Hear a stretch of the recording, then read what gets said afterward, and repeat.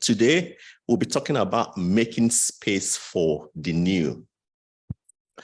I will go through a little explanation of what this means, then discuss instances and things that we need to do. Then the highlights, a good part of this meeting always is when we have our interactions and we want to hear how you're practicing this teaching, how you're creating space in your life, in your situation for new things to happen, and after that, they would close for today.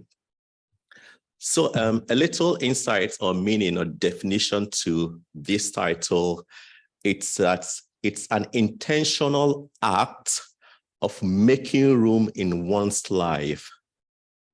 And what is this room for? For new experiences, for opportunities, for expansion, for positive changes. So it's a case of, do we want these things to happen? If we do, then we have to consciously, intentionally create room, space for new things to happen.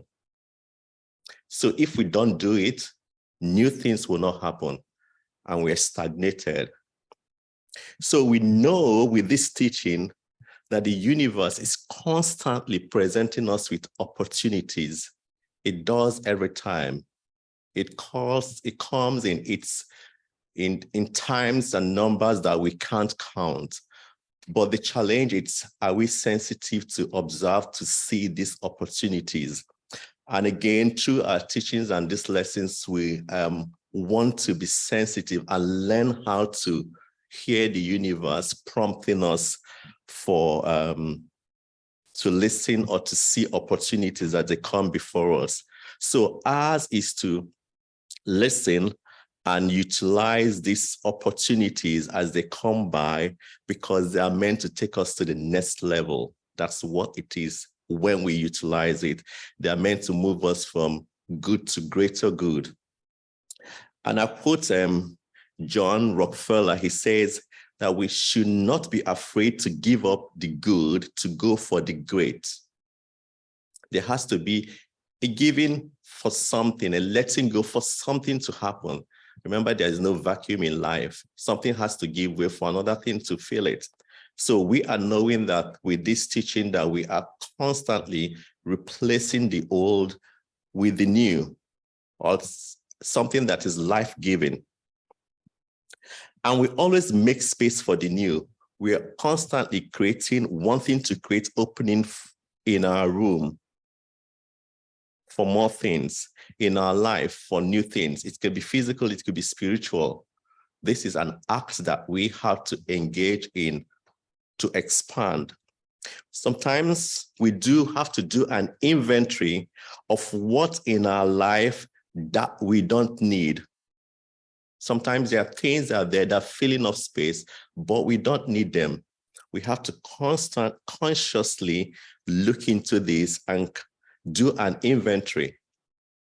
And basically, what is an inventory? You list, oh, this, I'm not, say, quote, I've not worn this for 2 years. Is it still relevant? And so many things like that. Things we haven't used, we can either donate it or give it to someone who will appreciate it. And there are things that happen when we donate or give these things out. It will make me feel prosperous as you give and share. Inventories each day would help you let go of old habits, beliefs, possessions, doubts, attachments, relationships that we seem stuck in. It's only when you do an inventory that it brings this thing to fore, and you can let it go, you can release it. Dr. Greg always talks about ants, A-N-T, and they are automatic negative thoughts. These are also things that when we do inventory, we can release. And when we make room for get rid of the old ones, we are more fun to be with. We have fun time. We have some new and welcome fresh perspectives. Because the new is always fresh. The new is warm, it's inviting, it's enduring. It's about growth. It's about enlargement. It's about possibilities. And naturally, we get attracted to good things. So when we make new room for new things, we are more or less more likable. We attract like things also. This also talks about getting rid of emotional baggage from past experiences. This baggage, the one thing that it does is that it weighs us down. It's a load that weights. It drags us, that dead weight. It slows us down. They're like dead wood. It's practically of no use. The only use is to slow you down. And with this teaching, we are wanting not to be slowed down. We are wanting to be as light and razor focused as possible, to be sensitive to the spirit that is constantly wooing us. You know, we have to catch those things. It's constantly speaking. And when we are blurred with these weights and baggages, we do not fully utilize the opportunities that are presented before us. All these things cause discomfort. Obviously, you're carrying heavy loads, you're moving around with burdens in mind, physically. They cause discomfort.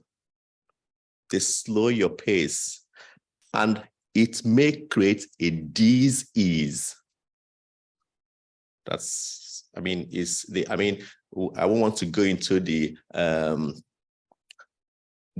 biology now, or what's it called, anatomy of how those things happen, how emotional things will affect your physical being. So many things secrete hormones that will cause disease, and we don't want to be laden with these things. We need to free ourselves of these burdens. We are talking about creating room for the new. So we are also wanting to center ourselves and allow ourselves to feel the source, feel source. Is there always? I mean, it's when we talk about these burdens, they don't just slow us down, they also blur our vision. I mean, you see something and you don't see it clearly. It's either in any form, peripheral vision loss or central vision. It just blurs what you see. You don't see clearly. You don't think clearly. You're more or less not positive in your perception about life. So we are wanting to center ourselves to feel source, the living spirit in us is there. But when we have these things slowing us or bugging us, we are not open to it. And we do not hear the clues, the spirit, the universe it's presenting, because it's constantly speaking to us. It's constantly trying to catch our attention in all situations. But when we are burdened with these things, we are not sensitive to it. So we want to slow down and contemplate. This is very important. We have to slow down and contemplate. This is an important tool always for every spiritual being. You have to slow down, go within. We do the meditation time. It's a time of quieting ourselves. We are constantly knowing that in quietness and in confidence shall our strength. So many things are done in quietness. When we are quiet, we are sensitive. We are more receptive to the activities of the spirit. It's constantly in operation. So when this will happen, we create space for new ideal, new people. We become interesting as we get interested in life. We're talking about creating room for the new. As you become interested in life, you become interesting. And what is becoming interested in life? Knowing who you have come here to be and work in alignment with creative intelligence. And once this happens, we become interested in life, in its activities. And life is about accepting the present moment, allowing yourself to be completely alive in it and open to it. I mean, it's work. We talk about it's the work is a process. We have to always remind ourselves who we are, and we have to consciously tune ourselves to be open to life, to the activities of life and its operations. Reverend Greg said, everything is possible in new moments. So center yourself in them, bring spirit into these new moments, make them alive. I wish we could just process this information for a little while. Everything is possible in the new moment. What does that mean? For me, it means that when we are in the new moment, we are not mindful of the past, of the challenges, of the worries of the past, of the things that could happen. We are just in a zone of blessings. We are just in a zone of freedom. We're just in a time where everything is possible. Everything is possible in the new moment. So why don't we always walk towards being in the new moment? Because when we are in the new moment, we can be creative. We can declare. We are sensitive. We are alert. Because we've gotten rid of worries and all its challenges that's before us. We are just here now, in the moment. I like to quote from Socrates. He said, the secret of change is to focus all your energy not on fighting the old, but on building the new. The old is past. So why fight it? It's gone. Let's put our energy on the present and recreating our future, because we are also constantly knowing that we have a residue of power within us is there. And through this teaching, we learn how to use that power for our own good. And we are knowing that all things are working for our own good. While I was going through this, I remembered a story in the Bible about Lot's wife, and which emphasizes attachment to the past, which is something that slows us down from creating the new. I don't know if you all know the story about Lot, and you know what happened to her. She turned into a statue of salt because they were leaving their place of abode to somewhere, and she looked back because of her attachment of the things she thought she left behind, and that was it for her. So what is this bringing out? None of us want that to happen. Lot's wife's decision to look back is a representation of her attachment to the past and unwillingness to let go of what was familiar, even if it was not life-giving. So sometimes we are used to situations that are not life-giving, that are not good for us, that are not prosperous, that are not healthy. But because we are used to it, it seems or it becomes a norm, and we are attached to it. But what happens with this teaching is that when we hear it, we are able to put things in perspective. Is this working out for my highest good? If it's not, then I have to work towards letting it go.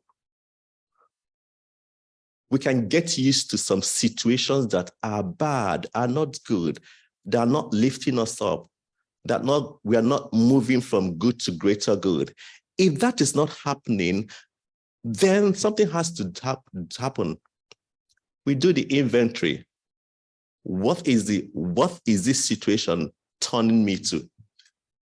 This is something we have to constantly check. Familiar situations. It could be in anything.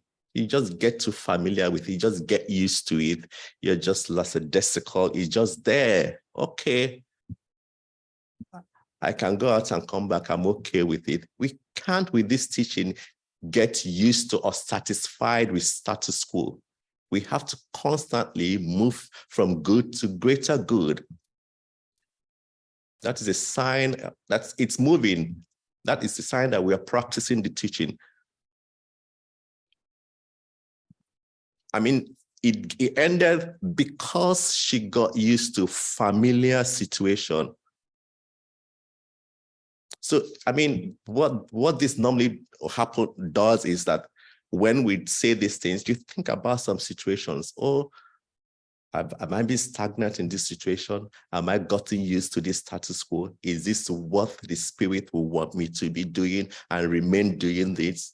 No growth, no expansion. We are here to thrive, and this is not happening. Then it calls for inventory and action. In our lives, holding on to the past, whether it's regret, old habits, or negative experiences, will prevent us from moving forward, like we all say. And we say we don't die with the music still in you. Use it to improve things in your situation. I always like this path of these lessons and teaching to know that I am a residue of so much power.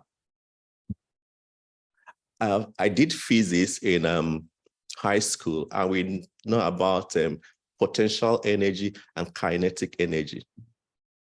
Potential energy, I think, is the energy at rest, and kinetic energy is the energy for motion. So if you're not using the power available to you, it's just there. But we learn how to use it for our own good, use the process. I mean, how to use this to create what we want.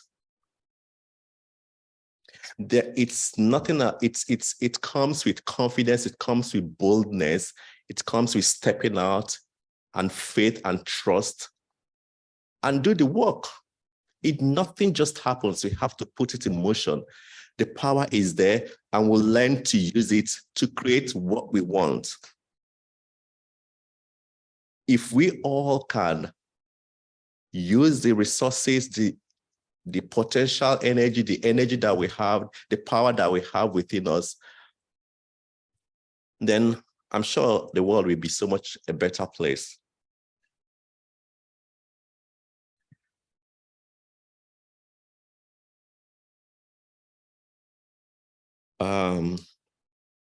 Again, I'll just briefly talk about this somewhere again that talks about not putting new wine in old wine skin. Of course, it will burst. I mean, it won't be able to take it, because when you have your fresh ideas, your new ideas, you have to make room for it. You have to clear the old for the room to come. They can't cohabitate. That's also what the Bible is talking about. You can't put new wine in old wine skin. The old has to go for the new to come in, to manifest and blossom. The new is always fresh, is invigorating, is powerful, is life. It's wanting to expand, is wanting to stretch.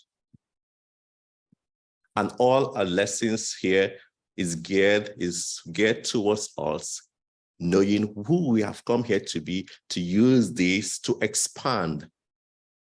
We need to thrive. We are created to thrive.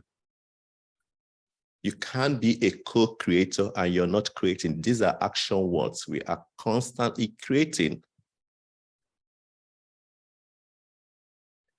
And I said that we can always ask ourselves this question, or write it down and process it later. What old thing or ideas am I holding on to that is slowing me down?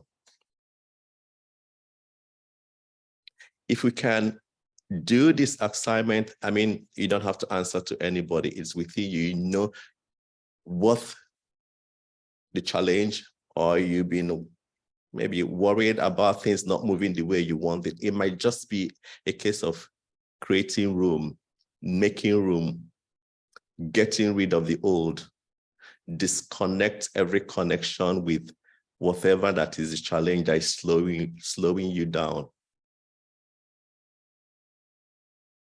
That might just be all that we need to do.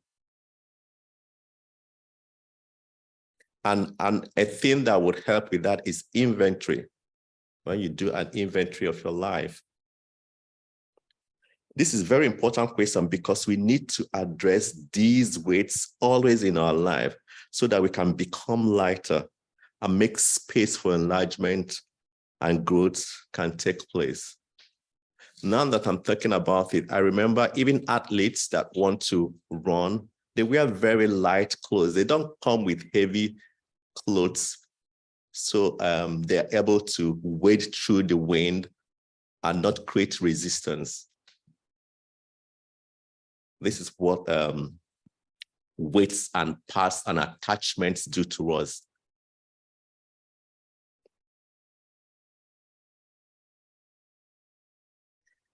I'll quote George Bernard. He says, progress is impossible without change. And those who cannot change their minds cannot change anything.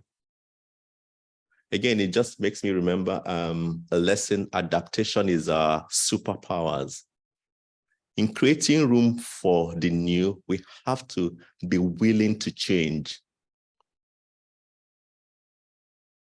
Change is constant. We have to change for new. We have to get used to change. You have to get used to that.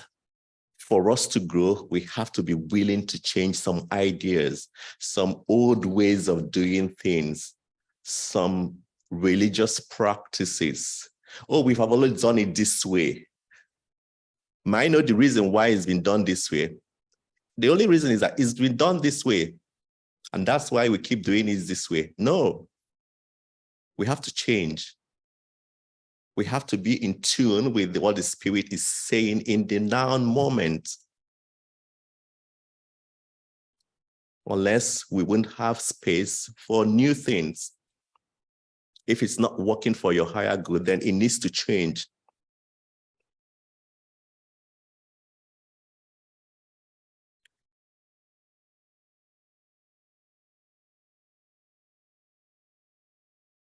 Okay, then going to nature, we know before a seed germinates, we know that it says it dies.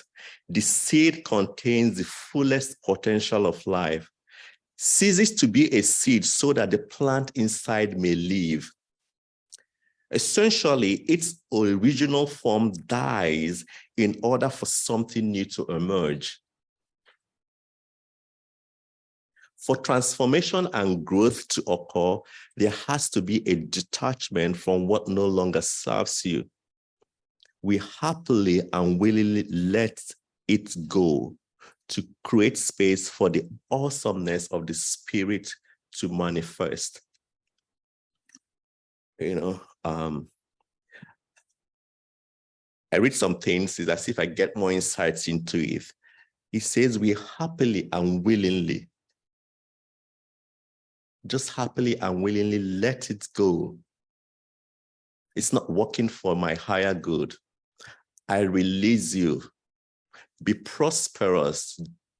You're better off not being part of me now.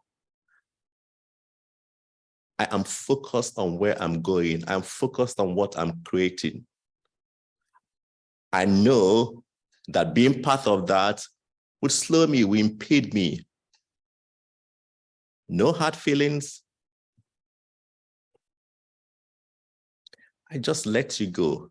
I'm happily letting you go. No grudges, no hard feelings. Just happily let it go.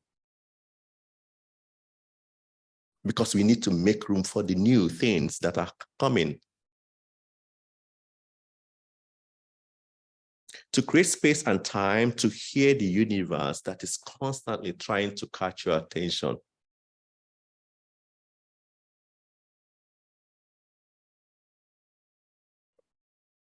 Again, it's not like the flip of the hands, it just happens.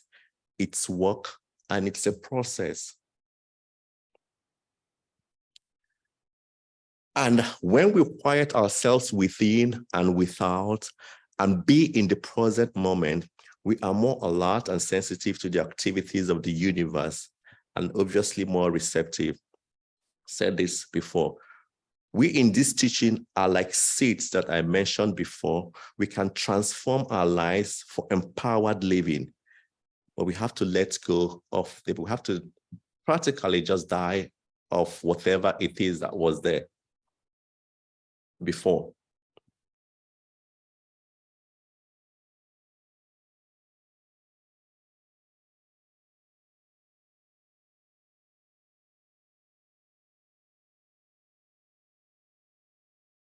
And I like to talk about another aspect of creating room, and that's about the law of circulation,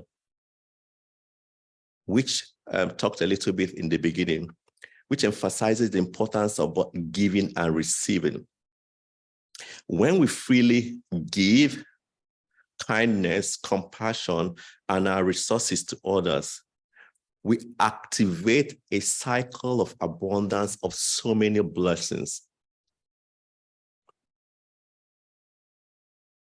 So when we give things that maybe we don't use, like we said, it gives us a feeling of being prosperous. We also activate that law of circulation. It just circulates. It's not stagnant. New things are constantly coming because we are sharing. By sharing our blessings, we create space to receive more in return. The act of giving is not only about material possessions, but also extends to sharing our time, talents, and positive energy. Dr. Greg often says you teach what you want to learn. That's also circulating. You teach it, you learn it, and you get more. The universe is constantly creating, and we as co-creators have to as well create. We have to keep moving, declaring, and being who we have come here to be. It's a constant self-discovery that we do.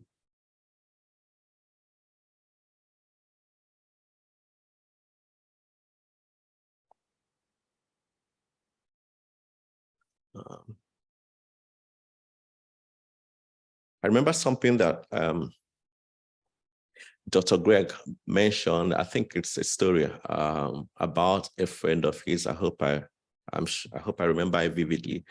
That talked about a student of his who refused to do the work. He said he does not have that thing in him to deal with all these challenges and do the work.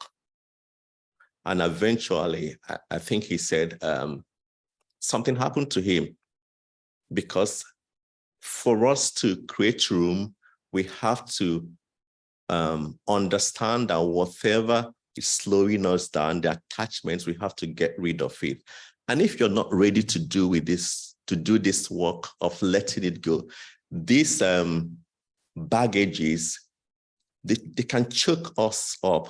They can choke us. We can become too laden. We can become too stagnant. And decay will come in. And eventually, it won't be anything interesting that will happen.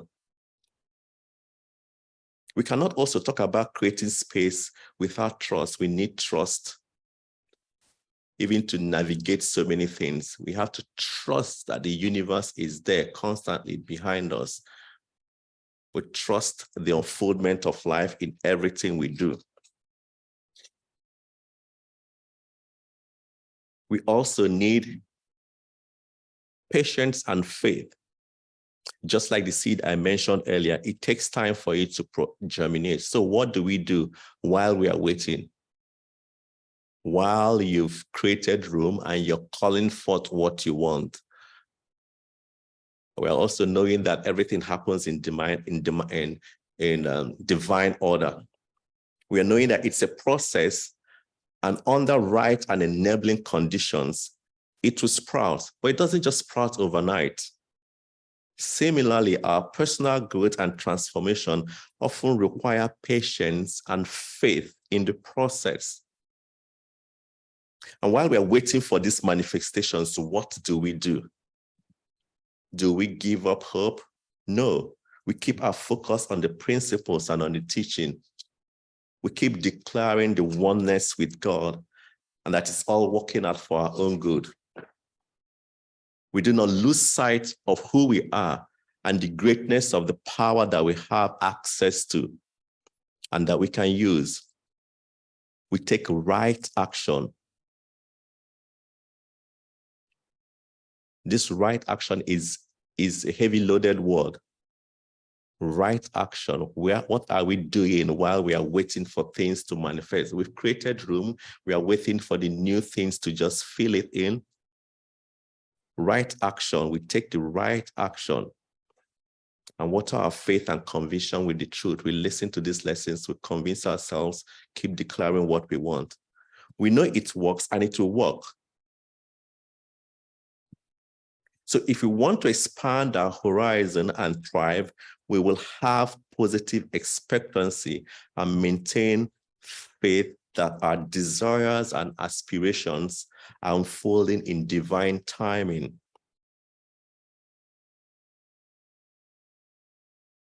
We often say things that we know because we are connected with the truth.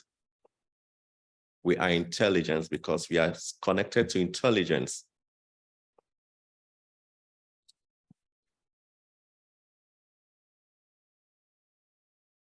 Of course, in this process, we also have to learn to listen to it, listen to your mind, and understand the operations of the Spirit and how it speaks to you. Of course, this is an attribute of something that we also develop in quietness.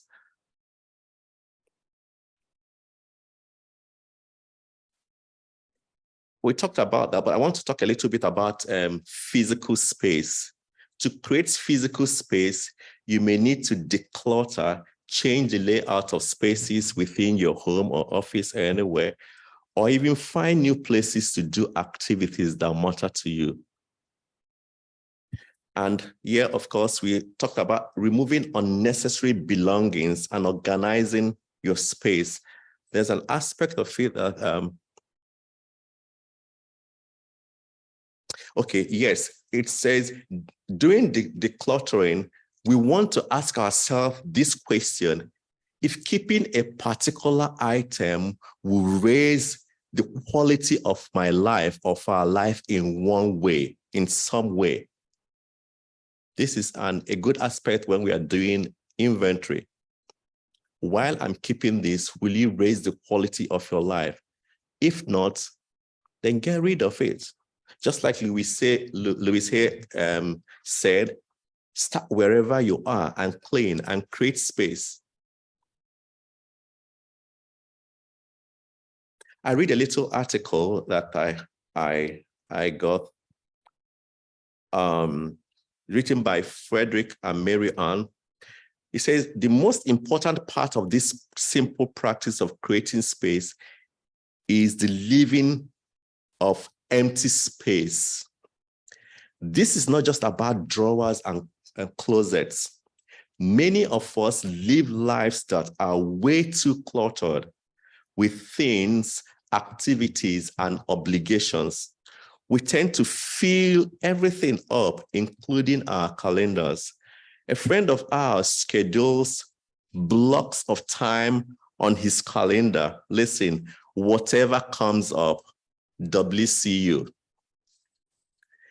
Even at the office, he leaves several hours a week open, knowing he will need it for unplanned conversations with co-workers, phone calls, or a project that takes longer than he thought it would. Something will always come up.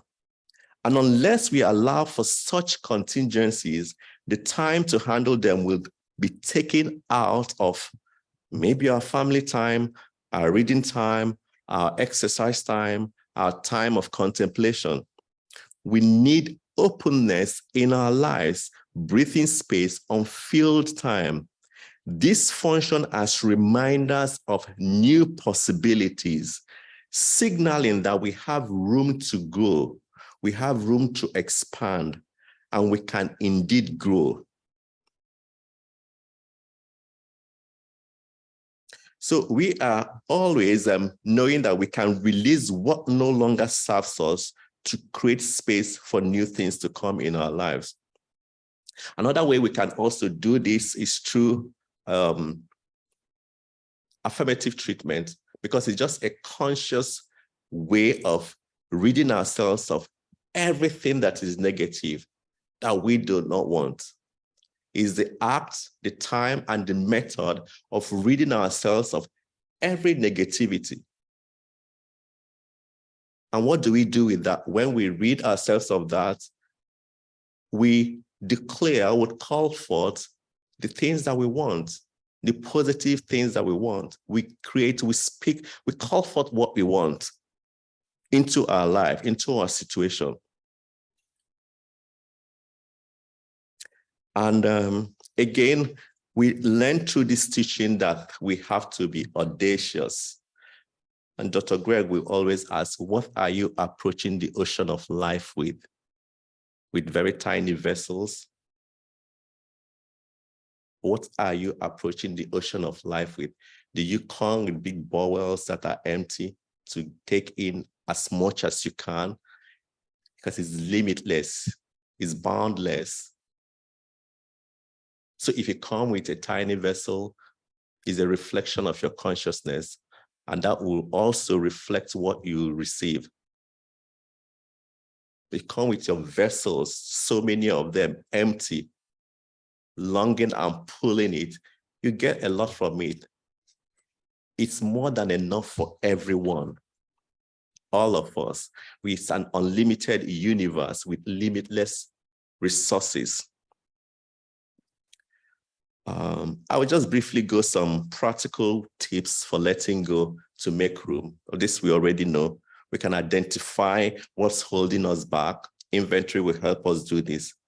Acknowledge the feelings are associated with letting go. Don't be too hard on yourself. It could be painful, but it's something you want to do, so you will have to do it. And gradually release old patterns and possessions. We've done things like that before. At the beginning of the year, end of the year, it's burning ball. We'll write the things we want to release. That is us creating room for new things to happen. You can do it personally. Okay, this week, I'm going to write everything I want to let go. Write it down as a symbol. You write it all down. When you finish, you do your treatment and you tear it and release it. Is either you flush it or you put it in the garbage. And trust that this is a physical process, but a physical process that has spiritual undertone. And this is a powerful tool because you see yourself physically releasing it. Write it down, tear it. The physical manifestation of letting go. The same exercise we use to remove clothes or items from our drawers that we do also use again. Can just exactly, you're removing it, take it all out. Again, we're knowing that there's some barriers to making space for new things, such as fear, uncertainty, and resistance to change. But we also know that when we listen to this teaching, these principles, it encourages us, it builds our faith, because faith and fear can't be together. When we have faith, believe in the process, then we can walk through the process. I'll read something from Albert Einstein. The world as we have created it is a process of thinking it cannot be changed without changing our thinking. And one good thing is that when we constantly listen to this teaching, we change the way we think. We change the things we hear. We know that if we hear and sow seeds of negativity, if you're constantly listening to negative things, that will affect what we create. So we are wanting to listen to things that are positive, creative, life-giving, because we'll create that in return. Other things we can do, we talked about that, mindfulness, visualization, and constantly listening and hearing these lessons. The lessons are posted to our social media platforms. You may listen to them. It's free over and over again. And this helps to build faith and release fears. So this is my lesson on creating space for the new. And I know this is a process that we have to always want to do, because we are constantly wanting to declutter both spiritual space and physical space, so we can have room for more. We can have room for expansion. We are also not wanting to be stagnant with old ideas.